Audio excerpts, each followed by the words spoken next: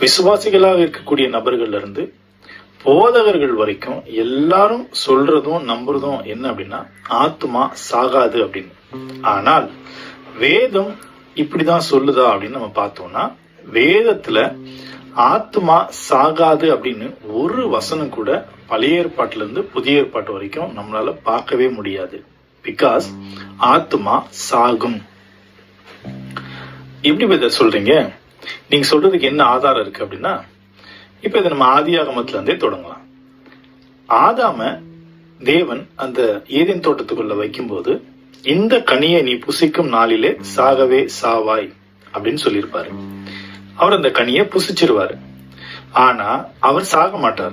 அப்போ இது ஏன் அவர் சாகல அப்படின்னு கேட்டா, நிறைய பேருடைய பதில் அவர் ஆத்துமால செத்துட்டாரு அப்படின்னு சொல்லுவாங்க. அப்ப ஆத்துமால ஒரு ஆள் சாக முடியும் தானே? ஓகே, இது கூட அவங்க தெரியாம